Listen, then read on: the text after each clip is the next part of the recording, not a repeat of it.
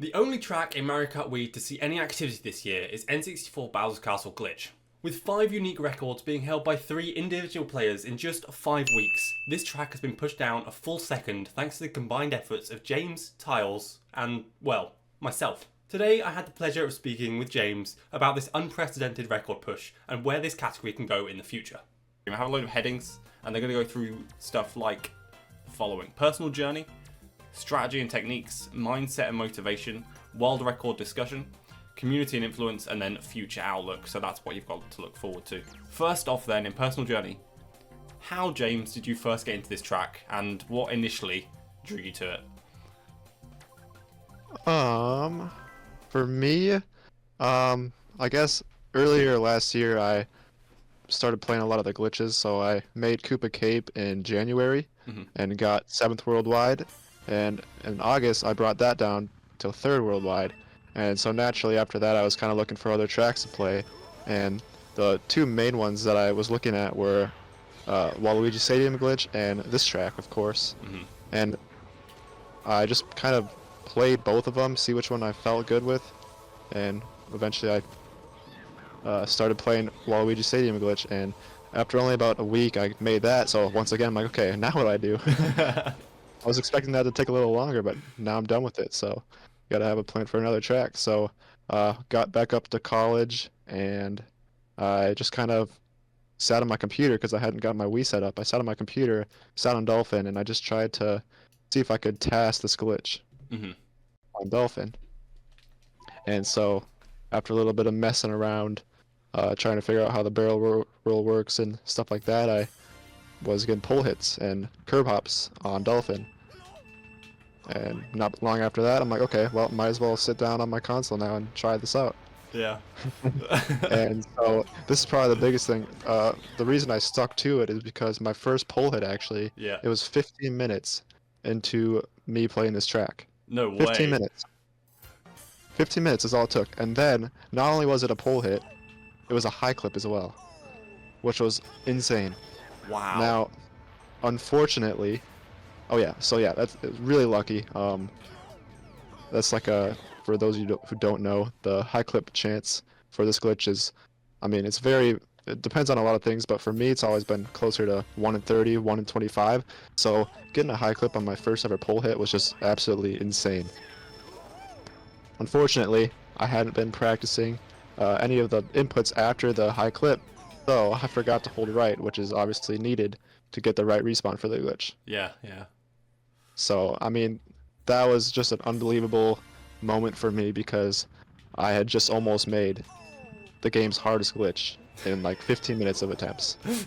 And that kind of just helped me just stick with the track, knowing that I could do it almost from the get-go, which was really, really nice.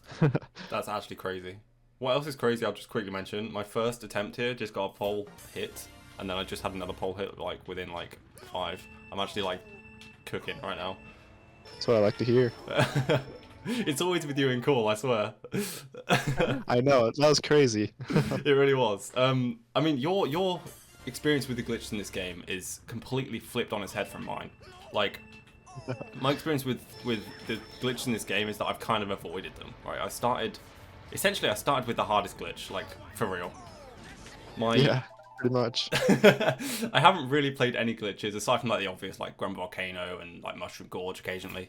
I haven't really played any glitches over the years apart from this, and I didn't even get into this track with Spear to do the glitch. I started back in 2020, and I started with the no glitch driving, as you know.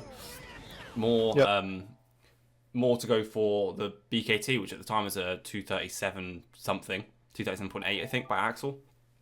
And eventually I pushed that down, and I've, you know, when the glitch was discovered, I thought, there is potential there, but it is hailed, obviously, as the hardest glitch, well, the hardest 3-lap category glitch in the game for a reason. And I never sat down and put the time into it until, well, middle of November last year. Obviously grinding it through December every day, and then grinding it non-stop from the 13th of January after taking a couple of weeks break. And, I mean, like yourself, I had pole hits fairly soon into my like initial attempts. which is what still like motivated me to go on even through the worst droughts. Right, it literally took me like a month and a half of drought before I got my first glitch. But it's an amazing feeling once you do get that glitch. It really is. It makes you feel like you can do anything in this game. It really does, yeah. I mean, I mentioned it there quickly. Is the fact that when I play this track, or when I used to play this track, I went for the no glitch BKT, and that led me onto the kind of the way that I played this track every day, which was I'd go into this track, I'd play an hour or an hour and a half of no glitch, and then I'd transition into glitch for a couple of hours. That's transitioned obviously through the marathon, and now every time I go to this track, I usually play 1 or 2 laps of no glitch, and then I just go straight into the glitches. And sometimes I'll just hop straight into the glitches with nothing else. How's that daily process? Like, can you talk us through your daily process for this track? And has it evolved over time like myself, or? Yeah, for sure has evolved over time. I guess, unlike you, I never really played this track no glitch, especially with Spear. Like, even with Flame Runner, I never really bothered too much to play this track. Like, I mean, my current no glitch personal best is using Spear, and that pretty much tells you all you need to know about how much I play this track with Flame Runner. I'm even kind of terrified to play Flame Runner on this track because I feel like I'll lose all my like muscle memory for Spear, which is kind of takes priority over that. But yeah, I guess when I first made glitch, the first time I made glitch, I wasn't really caring about my driving because you could get worldwide tops even with terrible driving. Yeah, So I mean, there's no still really, can. yeah. And then obviously after that, I'm like, okay, I made this glitch pretty fast. Maybe I can get world record. At the time, obviously Logan had a 217.997 as a world record, which is a considerable amount lower than what you had to grind for, or Yeah. higher than what you had to grind for. So, yeah. So I mean, at that point, once you're thinking about world record, every world record is going to be hard. And this one in particular, yeah, you needed a fast glitch, but you also needed pretty decent driving. So only then I kind of started worried about driving. And yeah, I mean, kind of like you, I'd play 1 to 2 hours, maybe just an hour of no glitch driving, and then start doing glitch attempts. Probably during the beginning of my first world record grind, but then as I got better, I kind of just like, okay, I'm just gonna put more of my time into just glitch attempts. That's completely valid. I mean, you I know that you've played a lot more on Dolphin than I have, partially because of I have trouble with my Wiimote connecting to Dolphin, but then also like just mentally, I just prefer playing on the actual game. Even with save states, I prefer moving over to Service Pack, which I did, every now and then, especially when I was trying to learn the fourth wheelie timing, which helped absolutely massively when you helped me there. And then also, obviously not just with the glitch, but with the end rail cut as well, and the rest of the no glitch driving. How has like save stating or Dolphin / Service Pack played into you getting record? Oh, for sure. Yeah. I'd say I'll start off here with Koopa Cape again. I think, like, I actually practice more, or I guess not more, but I probably practice more on Dolphin, and like as much on Dolphin and like the little custom track that starts inside the wall in Koopa Cape. I think I practiced as much as I actually played actual attempts for that glitch. Yeah. And I think that was probably the biggest thing that helped me make that glitch as fast as I did. It took me about 2 weeks, not playing too much every day, but literally just practice, especially with that glitch where so much is under your control that you just want to take advantage of practicing every little piece of it so you can, once you're inside the wall, you can execute perfectly first try and not have to worry about anything. But yeah, for this, not too much of the same thing because there's a lot more luck with this glitch, but especially in the beginning, I just wanted to learn how the curb hop worked and how the barrel roll worked, because obviously that's the main point of this glitch. I mean, it's going to be the hardest part for everybody. After you get the curb hop down, you just kind of pray for a high clip. But for me, I mean, when I first started, I had no idea how it worked at all. Even on Dolphin, I could not get it to work. So, and this could actually help for people. If anybody out there is wanting to go for this glitch, one of the biggest things I recommend if you do have Dolphin is what you're going to want to do. If you look at my screen here, I'll kind of try to show you.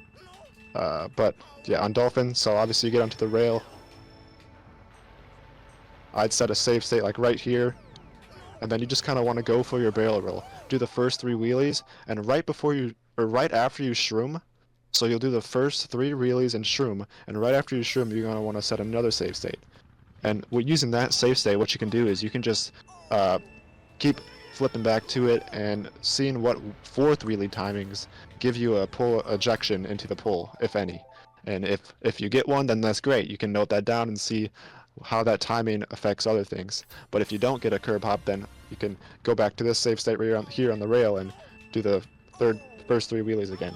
But I think in the beginning, that's like the biggest thing that helped me figure out how this glitch worked. And that's also how I developed my own way of doing this glitch. I mean, that's monumentally helped the track, like, because the way that you've developed to do this glitch is obviously not only faster than the way that Logan did it, but also more consistent. It's way more consistent, yeah. How does it feel that you've like basically developed this strat that's now made it so RTA is being pushed to a point on this track where it's going to be at a point where it should be mentally? How does it feel to be the main one of the main contributors to that main strategy? Yeah, well, I mean, you saying that, I guess I haven't really thought about it like that, but yeah, I mean, I've never really thought of it as being a new strat. I've always thought about it as just a new way to do an old glitch. That makes sense. So I guess maybe it's a new strat, but yeah, I guess now thinking about that, I don't know where we'd be if this wasn't like this, if I couldn't do the glitch as I do it, because using the old method, it was a lot more inconsistent, and I could not imagine playing that for a time like we have today. No, absolutely. Absolutely, because I mean the inconsistency already in this glitch is horrific. Exactly. For so many reasons, of course, QM, and we'll get onto that slightly later. But For sure. I mean, I personally wouldn't have even been anywhere near the time I am now without your first of all help on the glitch anyway, but without your strategy first of all. You're watching your records, watching the inputs, and then basically mimicking them in a way that, like, mimicking them to a point where, okay, I'm going to get this, and then changing it ever so slightly so it's more comfortable for me, has been what's enabled me to push this time down to a point where I'm not necessarily happy with my time, but to a point where I will be happy with my time. So Exactly. Yep. and obviously in the same way that I guess we can jump to this as well. In the same way that you've pushed down, or your progression with the glitch setup, how do you think that compares in comparison to the rail cut at the end? Because I know when you first set your record, or the first record you set here, I don't think included the rail cut. Yeah, no rail cut until the 216.2. So you're talking about the ending rail cut just on laps 2 and 3, or? Yeah, just on laps 2 and 3. Yeah, so I mean, at that point, I mean, I'd seen Casey's BKS, which uses a slightly modified version of it, and I'm like, okay, I tried this on Dolphin. That does not seem like it's gonna ever be implemented into this track at all. Yeah. And then what do you know? Here we are today. It's done 2 for 3. It will be done 3 for 3 one day. Like, I guess just like seeing your progress with the no glitch side of this track for Spear kind of just inspired me to learn it, and that's kind of what I did throughout late November and December. I was just trying to perfect my no glitch driving and learn the rail cut, which took me forever to learn. It's not easy. Again, probably Service Pack and Dolphin probably helped with that as well, right? I mean, yes and no. Dolphin, the problem with Dolphin is I couldn't really figure out how to connect my Wii remote to it, so I was using keyboard. So I mean, that helped for understanding how it worked, but it didn't really help me like learn it for RTA. And I didn't have SP save spates yet. I didn't get that until a couple weeks ago. I don't know. I don't really know why I didn't. It hasn't ever worked for me, but it does now, so that's great. But yeah, I mean, in January last month, I was just kind of playing, and it just started to click. And here we are today, and it's been used how many times? 1, 2, 3, 4 world records I've used it now. That's insane to me. That's awesome to actually see, because in the same way that like your glitch setup has basically shaped you know, pushed it down from like a high 217 to where it is now, and will obviously push it down further. That rail cut has also contributed to that, and I feel largely responsible for the RTA implementation of that strat. You for sure should, yeah.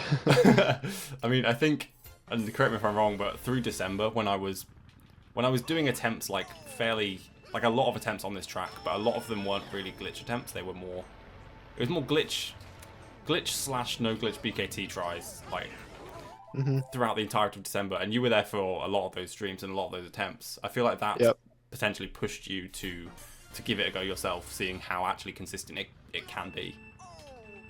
For sure. I mean, yeah. I do remember back to the first time I found your stream. I was actually helping Mitch out with the glitch back in, like, probably, it might have been late October, honestly, maybe early November. He said, "Oh yeah, James, by the way, there's this guy named Maniac who's going to destroy your time." So naturally, I'm like, "Oh shoot, I don't want my time to get destroyed. Let's go check this guy out." So I watched a little bit of your stream, and you're making it like every try. I'm like, "Oh my gosh, I'm so done for." But yeah, I mean, literally, you have taken the no glitch side of this so far to the point where it's even used in glitch runs. Even on the hardest glitch, hardest 3-lap glitch in the game, we're using a tough strategy, which is kind of insane to me now. It's funny because the strategy's tough, but it's not really as tough as the beginning of the track. But it does. Right. I'd imagine, like, let's say for example the rail cut didn't save any time, or it like wasn't a thing, right? This track would be, I feel like, a lot more optimized because a lot more runs wouldn't die. For sure. Like I've had plenty of runs die to obviously lap 1 rail when I was trying to implement that, and then lap 2 and 3. Although I'm consistent, obviously there's runs that die to it. That's a you know, part of the strategy. It's you're very close to the wall, you're very close to falling off, and I feel like it would be way more optimized if not. Yeah, even my current world record, I mean, if you guys have seen it, both of the rail cuts in it barely just miss the wall, like barely make it. So I mean, yeah, it's tough. Especially with the nerves on lap 3. Like, yeah, man, oh my gosh, I can't even tell you how hard that was. Like, I'm sure we'll get onto the mental side of it later on, but yeah. Yeah, I mean, we kind of have spoken a little bit about kind of the next heading here, strategy and techniques, but to like round it off, I suppose, outside of the glitch itself, obviously that's one of the hardest sections of any track in the game, but is there a specific section outside of the glitch itself of this track that you found particularly difficult to perfect? Obviously the rail you've spoken about there. Is there anything else? I think, honestly, surprisingly, a lot can go wrong with the post-glitch lap 1. Like, all the respawn strats that you have to do, it's nothing too easy, especially, I mean, you just hit the glitch, right? Your heart starts to beat fast. You're like, "Oh no, okay, I gotta lock in here." And then, yeah, I mean, you know personally how easy it is to mess up on that section. Oh yeah. And I feel like a lot of it, it's not like, oh, if you mess something up, you're losing a little bit of time. If you mess this up, you're losing 7 seconds from getting the wrong respawn. You know, so I mean, there's definitely a lot of pressure. Yeah. But obviously, it's pretty easy to practice it. So not too bad. Other than that, I guess personally for me, my nerves don't really hit until after lap 1. So the post glitch lap 1 hasn't really been too much of a problem since I first started playing. I think in my first world record grind, I think I lost like 4 or 5 glitches to either missing the respawn or getting the wrong respawn. So yeah, I mean, every time that happens, you're just kind of like, okay, I need to learn from this and and practice it a little bit more so I don't mess up in the future.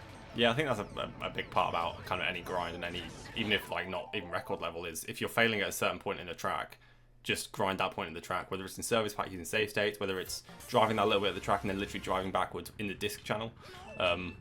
It's hugely helpful to just, For sure. Like, it's easy with anything to avoid the parts that you're struggling with, and just pray that they get better, and that's not the way to do it. So yeah, I think that's hugely helpful advice. When I know you mentioned the nerves there, when do your nerves actually set in? Is it on the straight of like after lap 1? After you get I'd say it's like I can show you here when I make glitch. No, for me, usually I mean it depends on like how good the lap is, but like on a world record pace lap 1, it's usually about like right here. Oh right, okay. The first bit of castle driving. That's And interesting then because my nerves, like I can usually hold them together until pretty much this section, lap 3. At the bridge, lap 3 there is where my nerves just absolutely start crumbling, which is not helpful because of the actual hairpin, right? right. Being one of the annoying parts of the track. Yeah, I mean One of the there's so many annoying parts. stressors on this track that I mean like okay, I made it past this part and then you look ahead and like, oh no, now I have to do the rail cut. Yeah. But, like yeah, I can think of obviously the driving is easy to mess up, especially with nerves. But I'd say, yeah, the hairpin turn for sure. The stairs, the spiral can get messed up easily. Landing on the rail, like all of that. It's hard, man, especially under nerves. Like you gotta play perfectly, and Yeah, I then mean, that's not even talking about the rail cut. did you, was it in the European record, or like one of my PBs during the marathon stream anyway, that like the lap 3 rail, I like somehow managed to recover it after I was like pointing literally directly into the lava. Yeah, It yep. was, like, I don't know how I managed to recover that, that's just like insane, but again, that's nerves on the rail, that's just stuff that happens. Like you say, just playing it over and over, and I think what makes this track more prone to getting nerves is the glitch itself gives you like you get like one a day, right, on a good day, unless you're tired. Yep. So you get like one a day that's Unless on a you're pace tile. that could record, and that means you just don't get as many runs on this track as opposed to first of all other glitches and then as Yeah, I mean, other no glitched records as well to be at that high level and get that PB. for the no-glitch players out there, imagine this. Imagine you have one chance to set a new personal best on your track, or on the track you're playing. You have one try per day. And it's not even like Especially, you it's not even like you boot up the game and get that one try. It's you play the track. you play the track, you're just sitting there for possibly hours, and then all of a Yeah. sudden you get your high clip, and now you have to lock in. You get one chance, and if you mess up, then it's going to be another couple hours, unless you're tiles, until the next glitch. I love it. I love unless you're tired is brilliant. Okay, moving on. I guess still under strategy and techniques is how have you found dealing with the QM, the human luck element of this glitch? I know there was something you wanted to touch on with regards to like the explanation of QM as well, like under this heading. Yeah, for sure. So I mean, I guess with any QM in this game, there are ways to like make it as best as it possibly can be. Like on some no glitch tracks, you can just if you set yourself up in a certain way, there's a higher chance that you get what you want compared to a low chance. But with this, I mean, you're just clipping a pole. You're just throwing yourself at a pole. If you don't get a high clip, it's not on you. There's nothing you can do to control it, as far as I'm aware.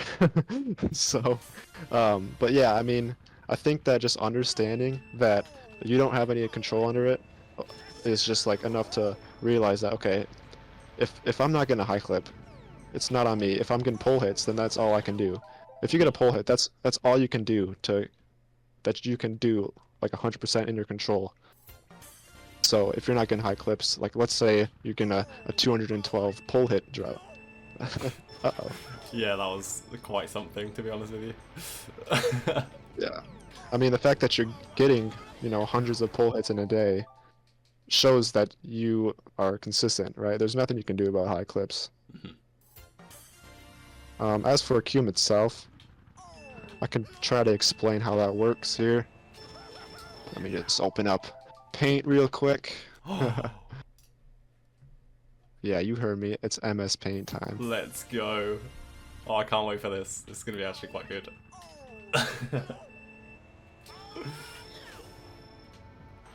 Alright. Okay, I know that works, right? The Fable Let's Paint. see, does this work? Yeah.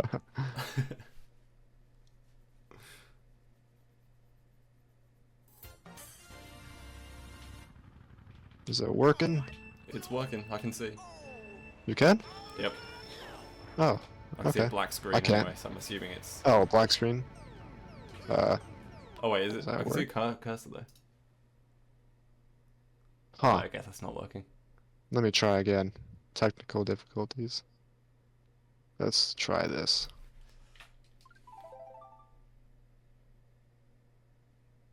Um, would you use window capture? Yeah, window Yeah. capture. Here Yeah. we go. There we go.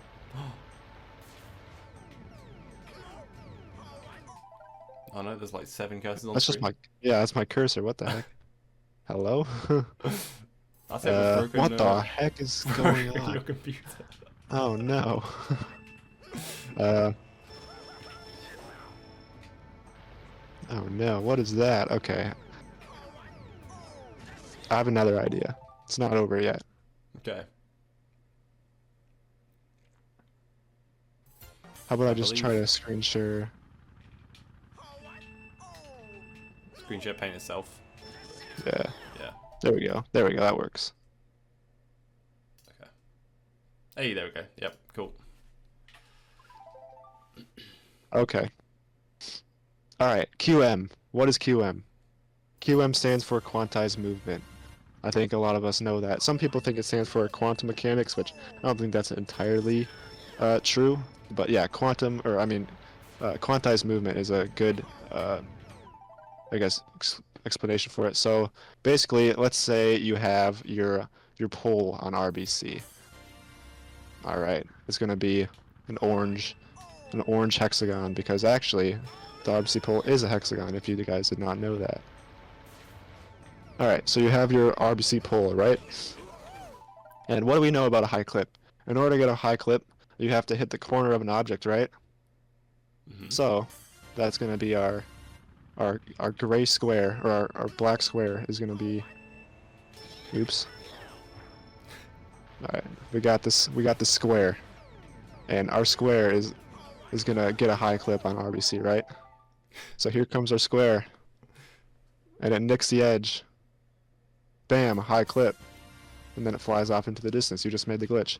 The Let's problem is, go. though, Mario Kart Wii runs in 60 frames per second.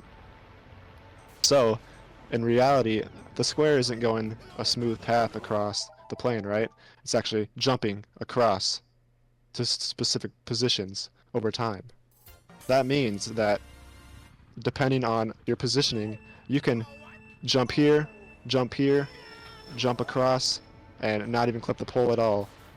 Or you can, maybe it looks like you're hitting a bunch of the pole, when in reality, the game doesn't detect you as hitting a bunch of the pole, so you still get a clip. Basically, QM just means that, you can't really control where your subframe positioning is of your bike, and it just kind of depends, especially for a hexagon RBC pole. It's first of all, it's an interesting shape, but it's also very small and has 6 sides. So that means, especially since you're going 120 kilometers an hour, uh, there's a high chance that you don't actually hit the edge of the pole at all. And that's what we call QM. That's why it's about a 1 in 25 chance to get a high clip with this pole. Just most of the, like 90%, 95% of the time, you're not getting the correct positioning to get a high clip off the pole, Yeah. which is what we call QM. It's crazy that this game is just like, and the glitch especially is QM. It's the concept is asked about a lot, and that is a very good, quick, easy explanation for it. I feel like there is other resources out there. I know I don't actually know whether anyone's explained QM like in depth from a TASA point of view. But I know like stuff like the 95% rule and everything's been explained, so I'd imagine there's something similar for QM. But that is a very, very good explanation of it. Like you said, this glitch in particular is like for me it was like 1 in 26-ish. With all the data that I collated. Do you actually have the data? How many like, what's your average pole hits? So I don't have my all-time average. Hmm. Unfortunately, I really wish I did track all of it from the beginning, but Yeah. for a while I did. For a while, yeah, it was around 1 in 25. But actually, I have been keeping track of my high clips since my 216.222. Oh, yeah. Um, that was when I was at 29 total made glitches. Now I'm at how many? 41, I think is that? Yeah, 41. Yeah. So, yeah, so I actually did the math a couple days ago. I think if I remember correctly, since that world record, my 216.222, my high clip rate is 1 in 47. Wow, that's awful. That is terrible. That's actually atrocious. But like I said, I mean, it's not something you control. It's not something you can control. You just kind of got to deal with it and make the best out of every high clip you get. Yeah, I mean, it is just a random number. It's just funny to see the random number is so different between three players. Like, Tiles is basically 1 in 15-ish. 1 in 15, yep. I'm in, like, 1 in 25, 26. And you're 1 in 40, like, over 40. Dude, that is absurd. I mean, that's one of the things that can be really demotivating, but as long as you remember that it's not in your control anyway, and as long as you can do the best that you know you can do, then it's fine. That's it. That's what I said in the tutorial as well, is as long as you're getting pole hits, then you're doing everything you can do. If you're clipping the pole in a way that can get a high clip, then that's all you can, or you can go for, you know. Yep, for sure. And then you've got to remember as well, on top of just getting a high clip, there's a chance that when you do high clip, there's that, like, for me in Tiles, it seems about 25% chance that that high clip results in a glitch. So you're talking like 1 in 100 pole hits is a high clip. Or for him, like, Yeah, so that's the other thing. Yeah, sure, I have a terrible pole hit to high clip ratio, but the thing that sets me apart is actually I make the glitch on almost every single high clip. So that turns a 1 in 100 glitch to pole hit ratio from you guys into a same as my high clip, 1 in 47 for me. Yeah. That is true. That is very true. Because you're just built different. I don't know, and like I said, I mean, I thought the reasoning of that is because I hold down before the clip, which gives you a little bit extra distance, but I don't even know, to be honest. Maybe it is how I set up the glitch, because it is slightly different. Everybody does the glitch slightly different. I mean, Tiles and you do it similar, but not exactly the same. Obviously, Core does it. Used to do it like Logan. Now he kind of does it like you, if I remember correctly. Which is very impressive to, like, switch the way you do the glitch, by the way. It's fucking insane. Exactly. I get it, like, with different strategies. On, like, this glitch in particular is absurd. So props to him for that. For sure. Actually, Danny Boy, I think he set the first 219 on this track, a few years ago. His method is actually very similar to yours. I actually don't give myself full credit of discovering that a late fourth wheelie gives you better clip distance. I'd actually give that to Danny. I just don't think it was known at the time, because he actually does delay his fourth wheelie, similar to your method. I just don't think anybody realized it at the time. But if you watch Danny Boy's run back, you'll see he smacks the wall. Like, he makes the glitch by a mile, and I just don't think I don't think it was known at that time. Yeah, I think I literally watched that run yesterday. I won't even lie. I watched it yesterday and read Really? the comments. Yeah, and and I was like, just because I was curious about, like, the history of the track, basically. So I went back and I was like reading the comments, and the comments were like, "Wait, is this the first time that someone's actually smacked the wall with it?" Because before then it was like very Barely close. making it. Yeah. And obviously, even smacking the wall, you're barely hitting the checkpoint, but you're obviously making it further into the checkpoint than, like, as far into the checkpoint as you possibly can be if you do hit that wall, and that's, like, super cool to see that was done, like, many years ago, right?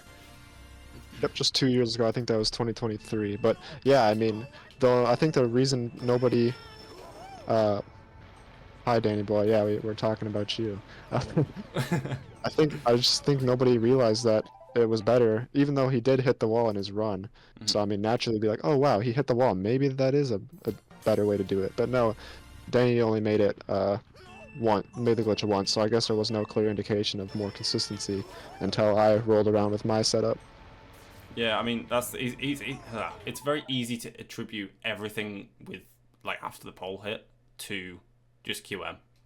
And obviously that's always going to be the case because there's no definitive way to know whether you're going like whether with slightly different setups, whether it's QM or whether it's just your inputs. And obviously one influences the other, so it's difficult to even like get a gauge on what actually does help get a good clip. It's like you said before, it's all in the just getting a pole hit and just praying. Yep. Danny, I think you almost crossed backwards on your run. I think Zorn said that your run didn't cross backwards by like four units or something like that, which is kind of insane. That's crazy. I think Zorn also said that your glitch could have made it with 2 shrooms, which is also really insane. I can't wait to see a 2-shroomer, and we'll get onto the future outlook of the track in a bit because I'm curious about that. I'm sure a lot of people are as well. But before we do that, I want to talk a little bit about your mindset and my mindset as well, and the motivations you have on this track. So I guess the first point there is, how do you stay focused and like maintain your motivation during long grind sessions, especially after hitting a plateau? You know, after hitting those long pole hit droughts. Yeah, I think just the biggest thing for me was just having my mindset on a goal that I wanted to achieve. And if you know you can do it, then obviously you're not going to give up as long as you keep trying. So I think back to when I was first going for world record. Again, it was much easier time to get than it is now. So I'm sure that definitely affects what you're going to say. But yeah, I mean, once you see that you have potential, then you kind of just it just kind of drives you to achieve that potential. And I could even say that for right now too. I really want to get that 214 in this track. I have the potential by a long shot. I just got to make it happen. And since I know I can do it, that's just what's going to drive you to achieve it. Yeah. That makes complete sense. I think you're echoing exactly what I would say as well. I know, and I knew when I first started playing the glitch category of this, because of my no glitch driving, even if I had a slow glitch, like much slower than your glitch, especially at the time, because it was a 216.6 that you had. Yep. I think when I first started grinding the glitch, I had a 217, and I knew, okay, even with like a 30 point something glitch lap, I could destroy your no glitch driving in that run and barely get record. Exactly. And that motivation, knowing that even with like a slowish glitch, that you have potential on a track, is like to not just do well in your own regard, but like be one of the best, if not the best in the world at that track at that point. It's a really powerful driving factor, right? It's what led me to obviously do the marathon stream. It's what led me, even in the lowest points, to keep going. For sure. Yeah, I mean, everybody has low points. For me, my low point was, it was actually after I got my first world record. I think that was when I had my 217.330. I was grinding for 216 at the time, and there was just 1 week where, first of all, I had terrible pole hit consistency. I was only hitting the pole like 2 to 3 times an hour, which was terrible for me at the time. Yeah. I went from hitting it like 15 to 20 times an hour to just 2 or 3, and that really demotivated me. But on top of that, I also was in the biggest drought that I ever had. I think it was 124, 124 high clip drought. So just the combination of not being able to have any consistency and like having terrible luck on top of that was just terrible. But nevertheless, I kept playing because I knew I wanted that 216. And after the drought, like, it was just perfect. I mean, it was back to normal. I think I got the record, or the 216. I think I only got it like maybe a few days after I got out of that drought, maybe. So, yeah. That's hella impressive. Like, that sort of... I mean, it's amazing that kind of inconsistency came after you got the record, because that's the kind of inconsistency that I experienced when I was learning the glitch, right? Before the marathon Yeah. stream, over the course of like 2 months, I had like 178, or a month and a half, I had 178 pole hits, and I was getting maybe 1 or 2 pole hits an hour. Granted, I was doing, no glitch runs as well, but even so, that level of inconsistency, I don't know. I mean, after you've got record, it's like, okay, I have the ability to push through this.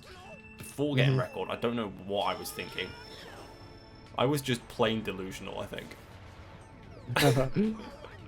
But I'm glad I was. I'm often delusional in this game, and I'm like, okay, I'll just start stream and just pray that I get record at some point, and it happened.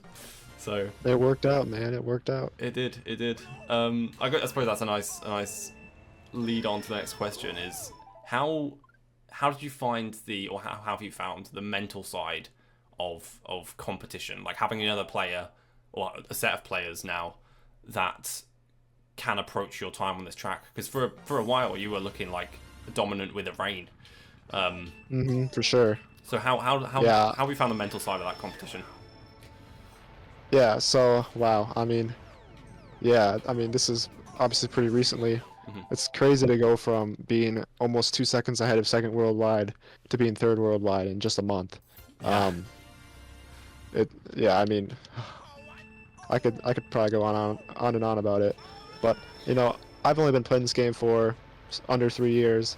I know I'm not the best, so I knew that it'd only be a matter of time before somebody caught up to me. Yeah. And obviously, I'd been watching your progress for a few months at this point, so I'm like, okay, this guy, he's pretty solid. He's pretty good. He definitely threatens my potential on this track. That being said, I mean, I was a first world record. I was like, I got my first world record around that time, and I think it's cool to inspire other players to also get their first world record. So I think it was really awesome to see you in Tiles, and I didn't really expect Tiles to Tiles. I don't think either of us expected Tiles, right? I don't know whether Tiles expected Tiles to be that consistent at the glitch, to be honest with you. I don't think he is either. Yeah. No, it's awesome. I feel like partially responsible for that, like you just mentioned, for the inspiring other players to play his glitch, obviously through the marathon stream, but then through Tiles himself as well. And I think he'll admit that I inspired him a lot to start grinding this glitch, right? Yep. I guess it leads on to the next point, I suppose. What are your thoughts on Tiles' rise to his insane consistency with this glitch? Like, we've touched on it before, the fact that me and you, it took us months months to get to where we are, and he picked it up within a week to a point where actually he's got record, or had record. I know. Before you took it back. It is just unbelievable, man. I mean, obviously, everybody has their own set of skills. Some people hate glitches. I mean, even you said it yourself. You're not the biggest fan of glitches. That being said, you are a glitch former world record holder. Yeah, soon to be glitch record just holder. Crazy to think about. Yeah. So I mean, Tiles. He played RSL for, I don't remember how long he played it for. Maybe it was a month, and then he got that. I'm like, oh wow, okay, Tiles. I didn't know you played time trials, but you're pretty good, man. And I saw him pick up Bowser's Castle, and he was just nailing it every time, nailing it, like right as he started out.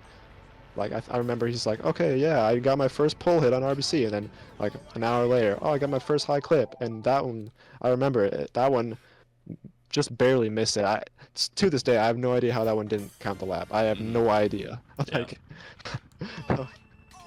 but yeah, I'm like, holy crap, man, you learn this so fast. And then what do you know? He makes glitch, gets 222, makes glitch again, gets 219, makes glitch again, gets third worldwide, makes glitch again, gets a 216.3, was it? Yeah, I think so. And a few days later, gets world record. Like, oh man, I have a lot to say about the fact that just like how much time you play the game. One thing I learned, one of the biggest things I learned throughout this past month, seeing you grind for world record and then Tiles grind for world record, is I just don't have the time to compete with you guys. Like, I wish I had more time to exercise my full potential on this track, but I don't. But um, doesn't mean you can't get world record back. Yeah, I mean, Obviously. as you've proven, like getting the first 2:15 finally, the barrier's been broken after three of us, Hmm. like with basically with 2:14 potential, three people, and we just I couldn't break the know. 2:15 barrier. Is horrific. That's the other thing. Like you got a 216.1, and then I was expecting at least. I figured that you had a really good chance of getting 215. You almost did with your run. Yeah, Obviously, you hit the grass, but then okay, once it was a 216.1, I'm like, okay, surely Tiles is gonna get the 215, right? No, he gets 30 milliseconds off. I'm like, okay, wow, yeah, yeah. super unlucky. Yeah, I mean, genuinely, all three of us had potential to jump past 2:15, right? To jump to a 2:14, and I don't know, maybe there was some mental block there, but it was cool to see how close those runs actually were, It really given was. our Yeah. given our different like abilities on the track at different sections. Like I'll Hmm. happily admit it, my glitch is well, my glitches in general are like slow setup compared to you guys. But my no glitch driving, especially lap 2 in the record, obviously, or my former record, was like phenomenal. And then hitting the grass, For like it's sure. like that goes comparison between the three of us. I don't know whether it's up anywhere, but I know Tiles compared the three on stream after he got Hmm. record. Um, that goes comparison is what I think is going to be one of the most well, to me personally anyway, because obviously I'm in it as well, is one of the most like Yeah. absurd comparisons for such a close finish between the three of us. Like within 200 Right. milliseconds of each other on a glitch that's 2.5 minutes long, um, is insane. Hmm. It's absolutely insane. And now obviously you've broken that, and we're all gonna get a 214.9. It's gonna be great, and we'll do it again in Yeah, like. we're all gonna tie actually. I'm down. I'm down.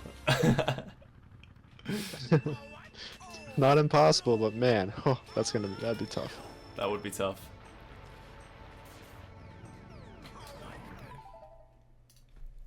Um, right. I mean, we've just spoken about it a little bit with the world records and like going through what with world records, going through what times people have got recently with Tiles, yourself, myself, obviously. Um, but I want to jump it back to the first time you got record on this track. Um, what was going through your mind when you first crossed that line? Obviously, mine's all documented on on Twitch after the marathon. But what was going through your mind? I'm smiling right now just thinking about it. I love Man, that. I for a while I really wanted to get it on stream as well, but Hmm.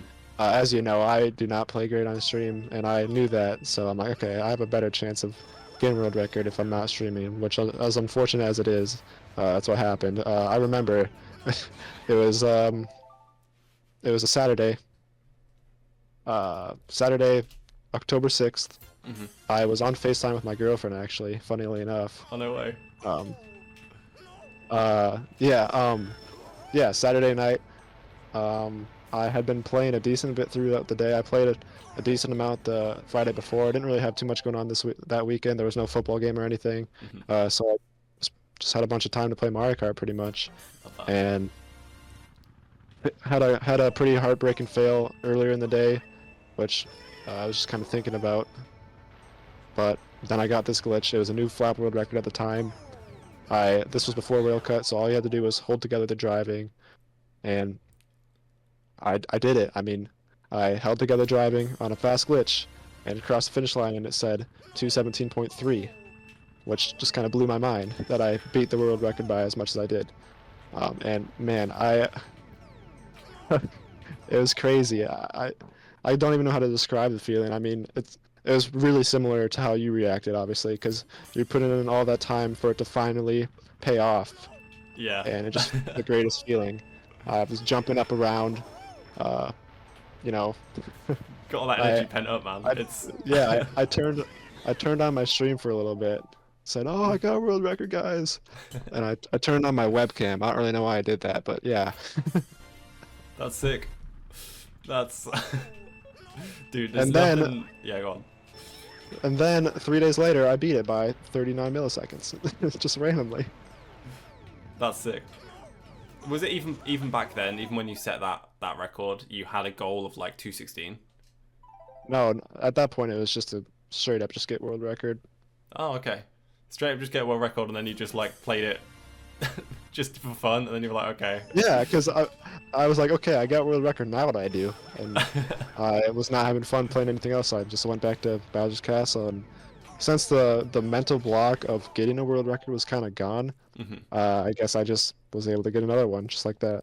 Hey, love that. Absolutely love that. I mean, That was, like that. yeah. Oh, sorry. No, I was gonna say, was there? I mean, you touched on it, I guess. But was there any moments where you thought you literally wouldn't get world record?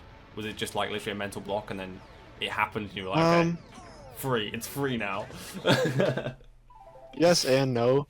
Obviously, I knew I had the potential. My driving was getting a lot better at the time. Obviously, I'm a glitch player. I'm not great at a lot of glitch tracks or no glitch tracks. But I knew I had the potential. There was times where I'm like, okay, yeah, I keep hitting glitches, but I keep failing them. Am I ever gonna stop failing a glitch?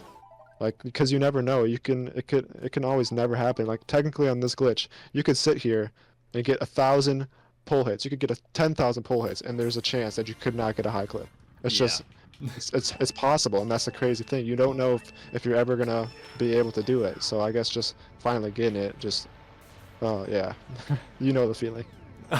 I definitely do know the feeling. Not like, it's really weird because I felt ecstatic at making the glitch the first time, right? And then to progress from making the glitch the first time to literally like 3 weeks later or 2.5 weeks later, getting record.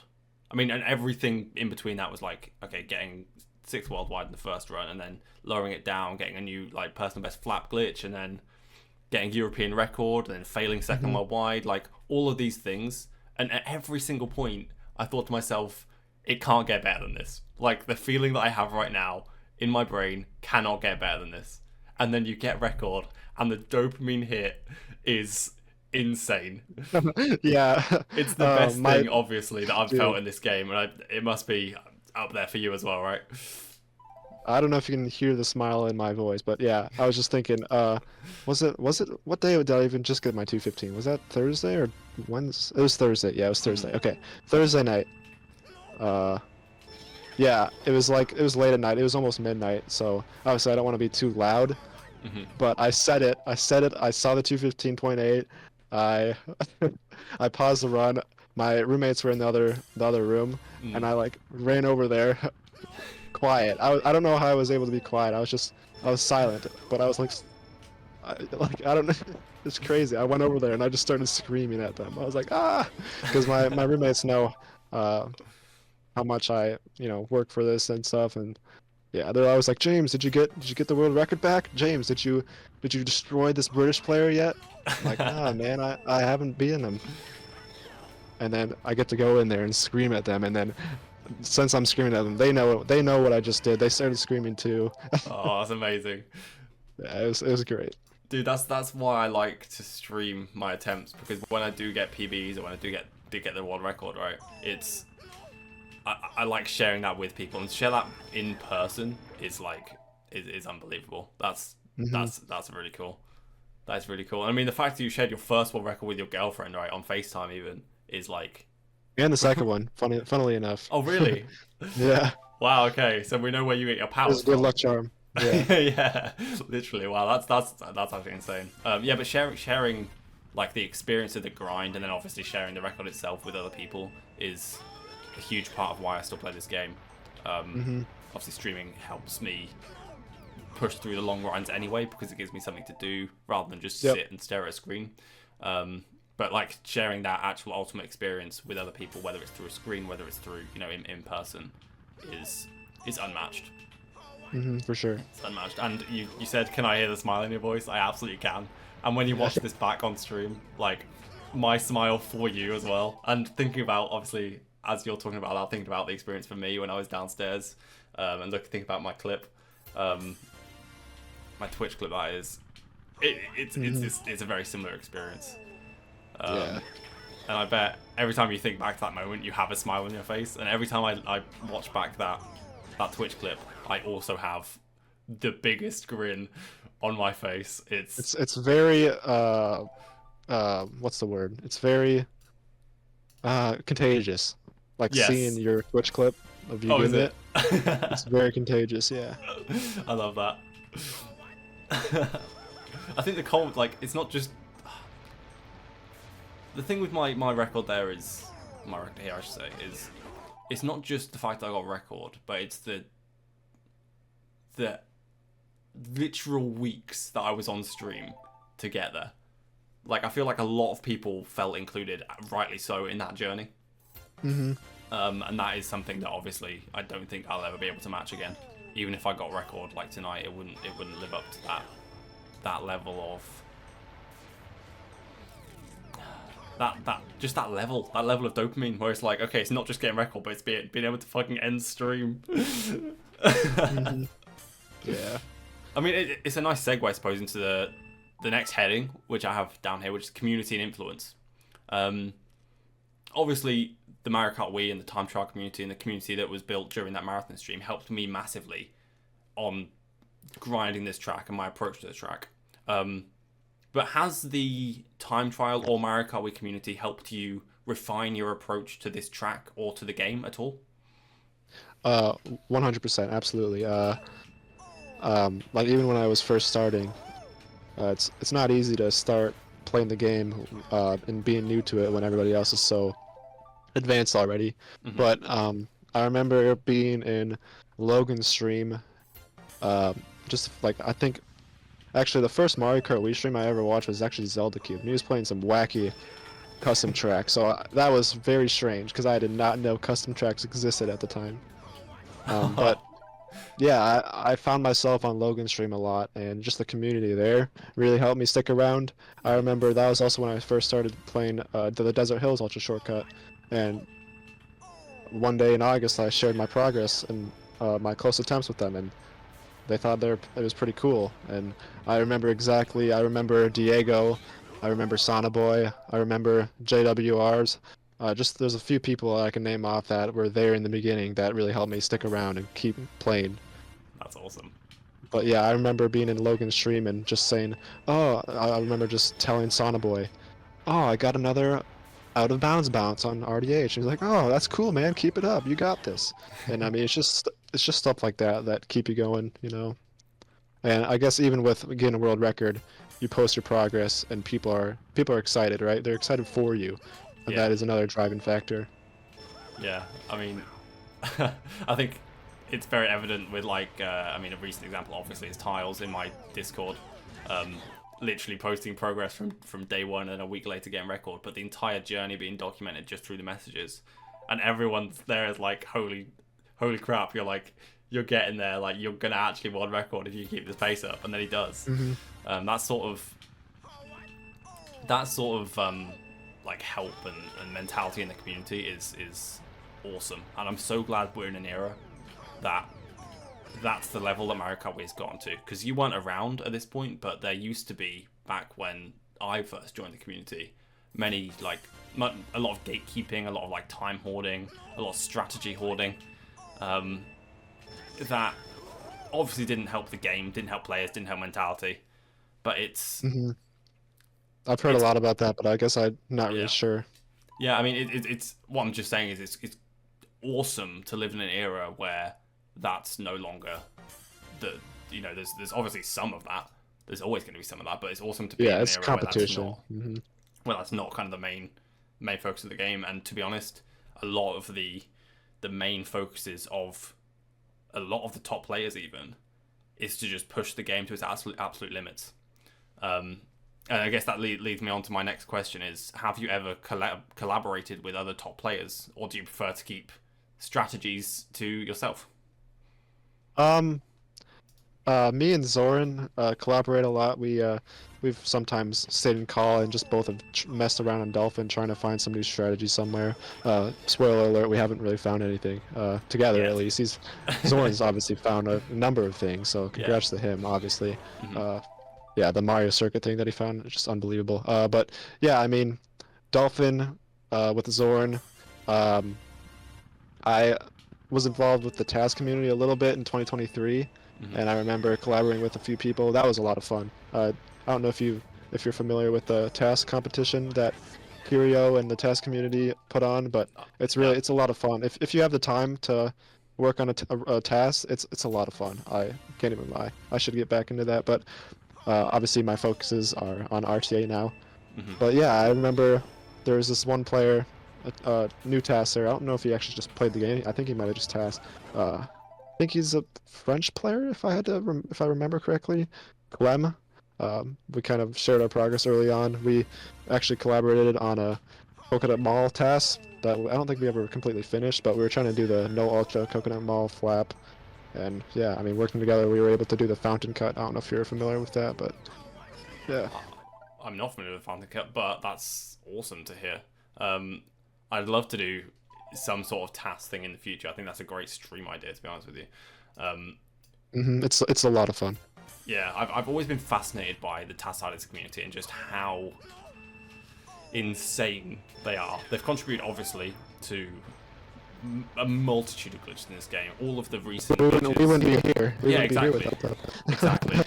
All of the recent glitches, aside from like Mushroom Gorge and before tasks was even a thing, all the ones that, you know, all the recent glitches are because of the task community. And every year you think, okay, there's nothing more that can be done. And then like last year there was like Peach Gardens and all this stupid stuff, and like Luigi Circuit has an option shortcut, and it's like, wait, what?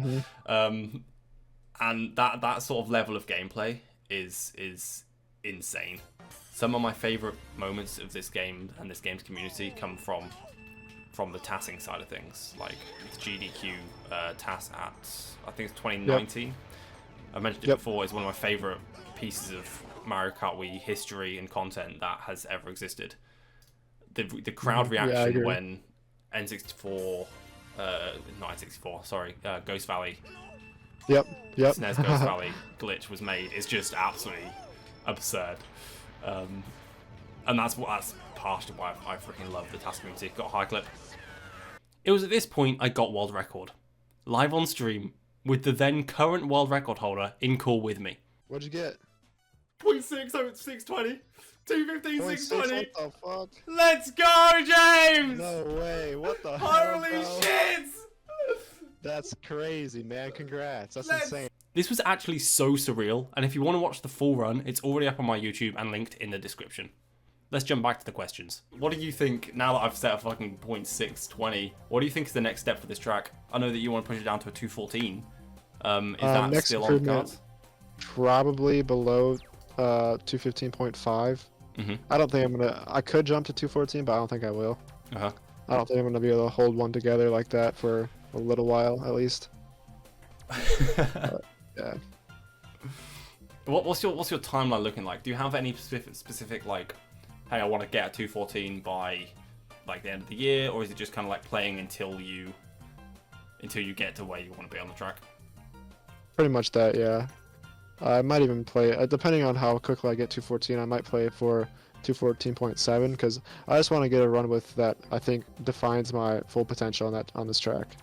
So, yeah, I mean, it really depends. I don't really care how long it takes. Like I said, I don't really have too much time to play this game as much as I would like to. So, whatever pace it takes me, I'll be happy with. That's very, very valid. Even if I get 214, it's not world record somehow.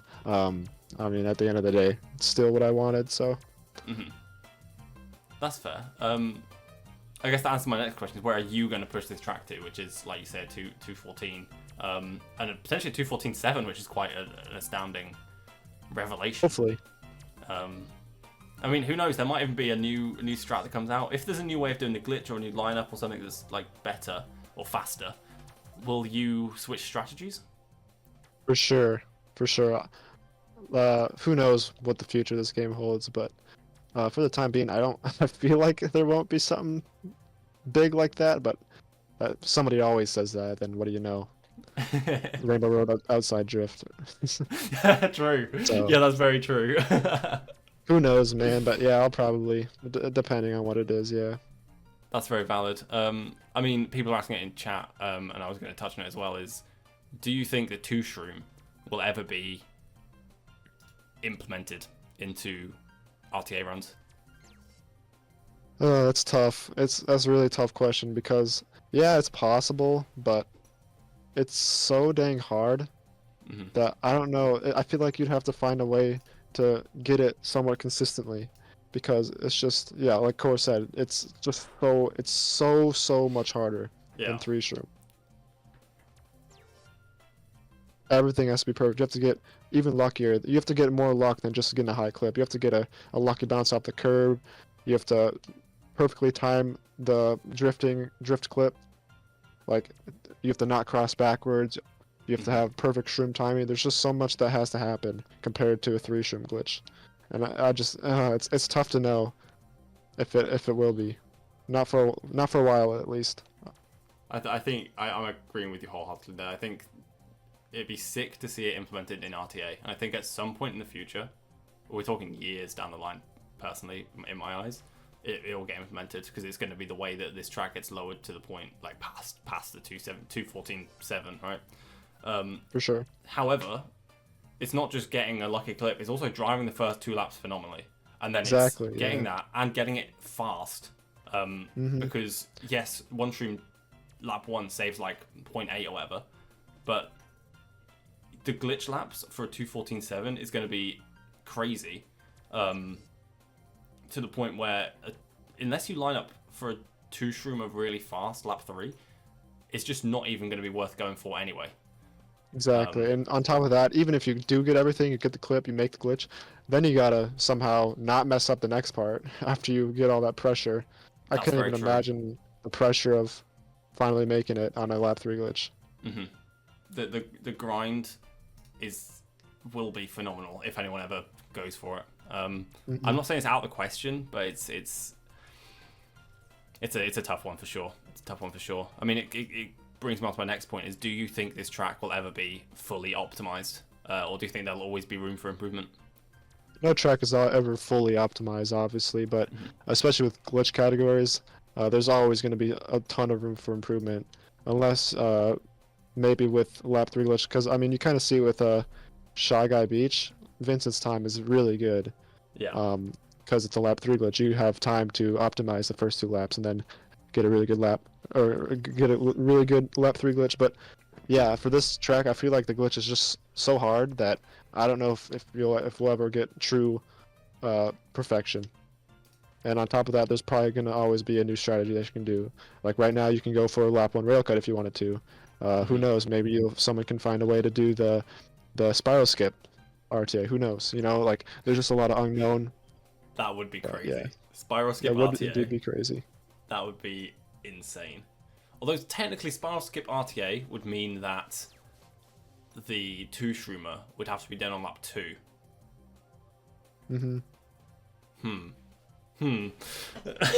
Now we're theorizing. We're quite a ways off of that at the moment, though. No, I think you're absolutely right. I think even getting to a point where we're going to be at 214 level on this track, unless you or Tiles gets lucky, right? It's going to be, I say lucky like it needs luck, but like gets lucky in terms of like a fast glitch and everything. It's going to be a ways off Everything anyway. to go well. Then, yeah, looking past that into 213 territory, or even like low 214s is going to be interesting, but I don't think it's even worth considering. Finally, James, the last question I have on my sheet before we open the floor up to maybe some questions from chat. See if anyone has anything that we haven't really covered in the last like hour and a half here. Is for new players or newer players that are looking to tackle this track or this glitch. Is there any advice or any media that you'd point them to that could help them improve their skills on the track? And is there any like general advice that you'd give? Obviously, first step is probably watching a tutorial, and obviously you do have one, so I definitely recommend checking that out. On top of that, everybody, quite literally everybody, does this glitch differently, and you really do have to find the method that works well for you, and the best way to do that is to mess around in Dolphin. Obviously, that's how I found the way I do it, and I wouldn't be here today if Dolphin didn't exist. So I would definitely recommend, if you have Dolphin available, use Dolphin and find something that works for you, because everybody's different. That's a honestly solid piece of advice. I was dumb not to use Dolphin. It made me take like a month and a half extra to get to get consistent with the glitch, right? So yeah, I echo that. Use Dolphin, use save states, service pack save states. For me personally, has been a major help because it's enabled me to play on console with like the input lag and everything correctly. Yeah, that really helps. And obviously with a controller and stuff rather than a keyboard. So it's been absolutely huge. You can find that if you just ask people in the community. You can get that service pack download, which is awesome. Thanks for having me here, man. It was a pleasure. Dude, yeah, thank you so much. Until it wasn't, but no, that was still cool for you. I'm proud. Thank you, dude. I'm sorry that I had to beat you, but it always seems to be the case. You'll get it back. It's competition, yeah. Thanks a lot, man. See you later, everybody. Bye, James. See ya. See ya. Thank you once again to James for chatting with me. You can find his links at the top of the description.